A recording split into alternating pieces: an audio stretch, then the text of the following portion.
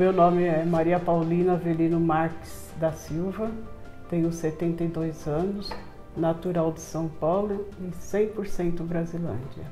Sou a Vânia Cristina, filha da avó Tutu, tenho 51 anos e atualmente eu sou a presidente do Instituto Vó Tutu. Na verdade, eu sempre falo que esse trabalho começou dentro do Hospital das Clínicas, onde eu trabalhei. Eu fui funcionária pública 14 anos no Instituto da Criança e lá é que eu comecei a desenvolver essa parte sentimental, né? De ver as mães que vinham de longe, trazendo seus filhos, ficavam semanas ali sentadas num banco e não tinha nada para comer. À noite recebia um copo de sopa. E eu comecei a levar marmitex, algumas coisas que eu fazia para vender no hospital e de contrapartida também para ajudar essas mães.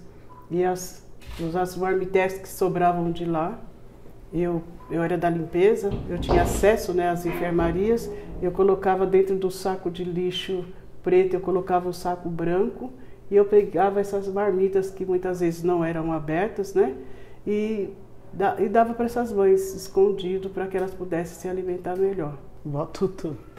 A Vó Tutu é uma pessoa de um coração imenso, né?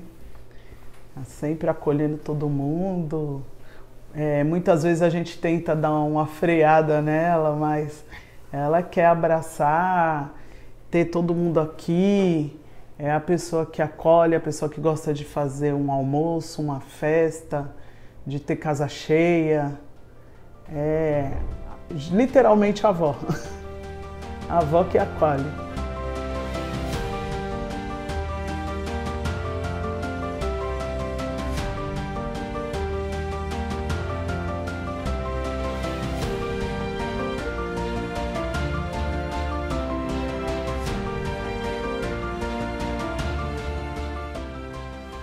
Então, eu vou começar agora mesmo para falar como começou o Instituto. Começou na pandemia, né? Eu tinha acabado de montar um restaurante na freguesia do Ó e levamos 8 meses para montar esse restaurante, porque precisava de ser uma coisa melhor, né?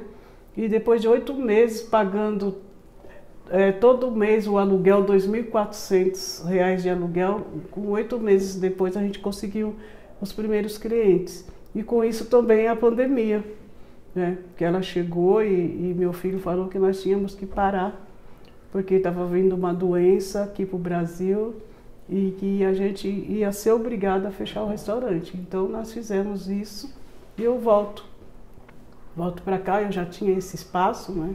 Meus filhos colocaram todas as nossas coisas, nossas esperanças, né? Tudo aí em cima. E saíram cada um para procurar ver o que ia fazer, porque estavam todos desempregados, né? Eles foram todos comigo, inclusive a Vânia. E foi um desespero total. E um dia depois eu me pego no meu quarto, sem entender nada, porque eu tenho certeza que todo mundo ficou, né? Muitas covas, muitas famílias sofrendo, e foi uma loucura. Eu, como servidora do Hospital das Clínicas, eu sabia o que era surtos, mas pandemia eu nunca tinha ouvido falar, né? E me pego no quarto sozinha, pensando como que a gente ia fazer, com dívida, um monte de coisa, comidas aí em cima, né? Quase que já estragando, e eu sozinha, Ai, mas é tão difícil falar, gente. Mas eu me pego questionando com Deus o que eu ia fazer. Eu falei para ele: Deus, eu vou cair, mas eu tenho que cair de pé, porque eu tenho 4 filhos que embarcaram comigo nessa daí. E de repente, do nada, eu escuto uma voz que fala para mim: faz pão, mulher. E sozinha no quarto, fiquei assim muito assustada e daí questionei novamente como faz pão. E novamente eu ouvi essa voz falando comigo. E nesse inteirinho desceu o Denis, meu filho, abaixo da Vânia, preocupadíssimo comigo, né? E daí ele perguntou se eu estava com fome, se eu queria pão. E eu falei, eu quero fazer pão. E ele falou, mas mãe, fazer pão, se tem a padaria aí em cima, eu compro o pão para a senhora. Mas eu estava tão assim perturbada com o que tinha acabado de acontecer que eu não conseguia me expressar de jeito nenhum. Daí eu falei para ele, eu quero fazer pão. E ele viu que não estava entendendo e chamou a Vânia.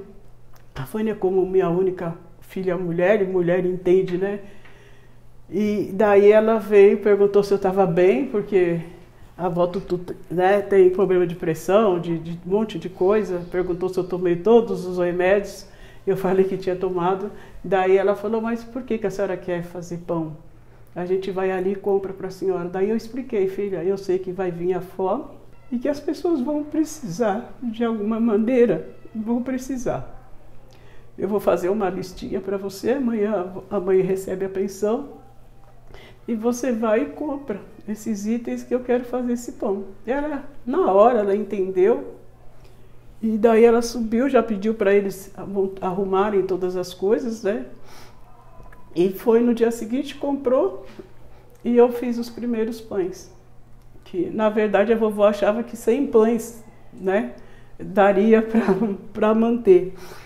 Pedi para ela ir na comunidade, falar com o rapaz que é líder da nossa, e aí ela foi, falou com ele, e ele mandou 20 pessoas. E deu exatamente para as pessoas que vieram esses pãezinhos. Só que 5 dias depois veio o Denis, né, para ajudar esse meu filho e me chamou e falou para mim, Azeitona, vai ali fora e vê o que a senhora arrumou para sua cabeça. Daí quando eu saio lá fora já tinha quase 50 pessoas.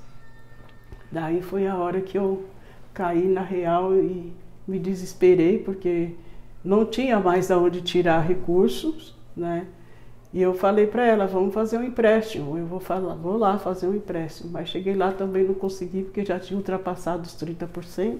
Porque velho faz empréstimo mesmo, né? Faz empréstimo. E não consegui. Volto desesperada, porque tinha que continuar esse trabalho. Eu não me lembro quem que me trouxe umas abobrinhas, umas cenouras. E eu já não tinha mais o que colocar no pão, porque eu não tinha margarina, eu já não tinha mais os ovos, né, o leite. E eu comecei a bolar o que eu ia colocar de nutrientes nesse pães. Quando chega o meu neto Thales, que tinha 8 anos, e agora ele está com 12 anos, daí ele pediu para gravar um vídeo.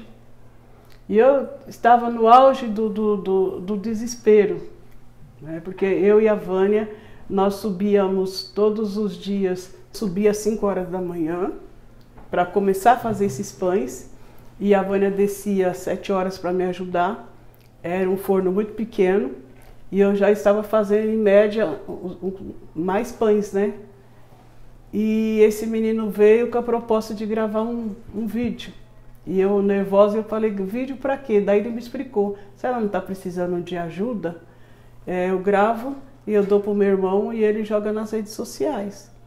Daí eu prestei atenção no que ele estava falando, daí ele me ensinou a falar umas palavras, eu falei, e ele levou para o Mayan, o irmão dele, na época tinha 12, e daí ele jogou nas redes sociais e no dia seguinte foi uma loucura.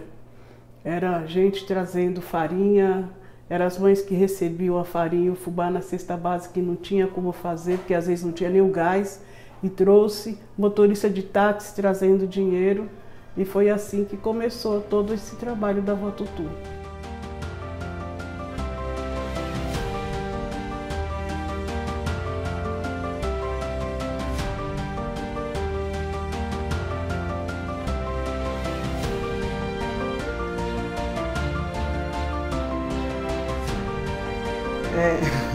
É que, na verdade, por conta de nós estarmos sempre fazendo esses trabalhos sociais, e mesmo tinha dado uma parada, voltou, né? Daí começamos lá a trabalhar com fazer festa para os idosos de final de ano, fazer algumas coisas. Então, assim, na nossa cabeça, quando começou a fazer os pães na pandemia, então é o que ela falou, vamos fazer, entregar, e era isso. Teve um amigo nosso, hoje amigo nosso, o Dr. Felipe Rossi, que ele preside a Por um Sorriso, né? E o Felipe veio aqui uma vez, eu fui convidada para ir buscar umas cestas básicas numa ação que ele estava fazendo com o pessoal do Samba do Bol, que é aqui próximo, né? E chegou lá, eu fui apresentada para o Felipe e ele falou, olha, depois quero entrar em contato e entender mais o trabalho que vocês estão fazendo.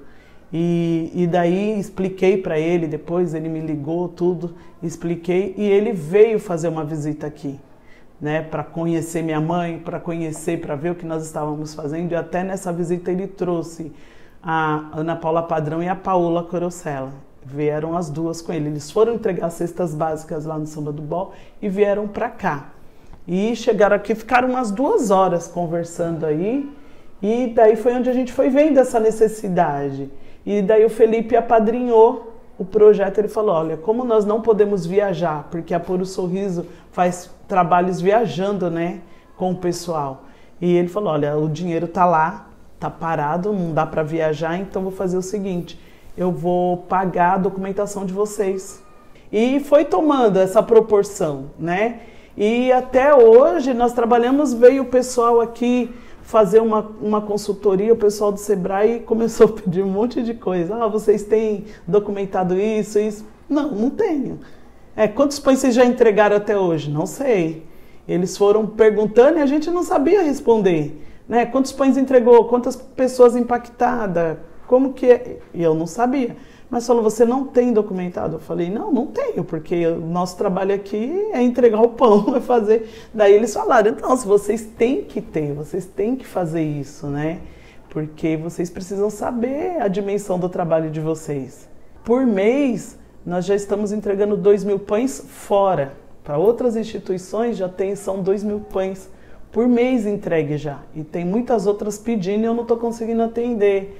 Nós fomos fazer levantamento das... Falei, é uma proporção que vai aumentando, mas de verdade com a correria do dia a dia a gente não consegue ter essa dimensão, saber. Se você me perguntar hoje quantos pães nós entregamos em 4 anos, eu não sei. Mostrar para essas pessoas que elas têm capacidade, que elas, para ter um estudo, um emprego, né? Tirar do próprio suor o pão, que é digno, né? Essa fila, eu sou uma pessoa que a minha filha me proibiu de subir. Na semana, dificilmente eu subo, porque são histórias que mexem muito comigo, né? E umas vêm de encontro ao que eu passei também, porque eu também fiquei numa fila de pão. Eu sei o que é isso, né? Você levantar de manhã e você não ter o que dar para o seu filho. Quantas vezes eu tinha que sair para trabalhar sozinha, mãe solo, com 6 filhos, e eu ficava na janela do meu apartamento na Coab, sem saber o que eu ia dar para meus filhos. Quantas vezes meu filho veio de lá de Taipas aqui correndo para ver se a minha mãe ou minha sogra podia me arrumar um dinheiro para comprar um pão para meus filhos, né?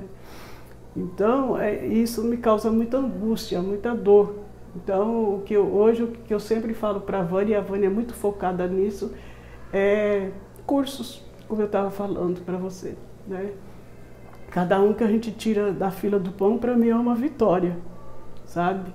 E então a minha perspectiva para o amanhã é isso, que aqui o Instituto seja para encaminhar pessoas para trabalho, para a escola, menos fila de pão, mais educação. Eu acho que é o mais importante, é isso aí.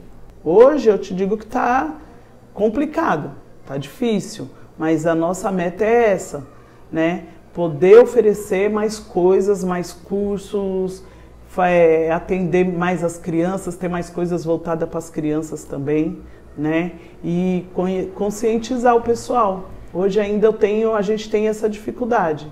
Às vezes de manhã, essa semana mesmo, na segunda-feira, às vezes você chega aí, eu tô dando puxão de orelha do pessoal na fila, né? Falando para eles, e aí, vamos fazer curso? Então, o meu sonho hoje é esse, né? Em cima dessas coisas que a Vânia falou. Eu sempre falo que eu dou aula, e para mim não é fácil dar aula, né? Mas eu dou já com esse intuito de elas poderem ver que elas conseguem empreender, né? Que se amanhã, Deus o livre, acontecer um desastre como aconteceu desta vez, elas podem pelo menos defender o pão delas de cada dia, né? E então eu sempre falo, eu não sou professora, eu estou professora por causa de vocês, né? Mas isso aqui é um caminho para vocês, é um atalho, né? Que vocês, amanhã vocês vão ter uma estrada maior para vocês se orientar, né? Então eu acho que o meu sonho é esse, é melhorar, né? Para que a gente possa ensinar para eles que eles são capazes, porque eu comecei fazendo pão também, né? Eu fui no instituto aqui no Batuíra e eu comecei a fazer pão, né? E dou graças a Deus de ter aprendido lá e poder passar isso para eles. No nosso Instagram tem lá o contato daqui do instituto, que é o meu contato, né? Que é @vototuoficial. Tem o nosso site é vototu.org. E através desses canais consegue entrar em contato, os cursos, tudo que acontece no dia a dia do Instituto sempre está no Instagram.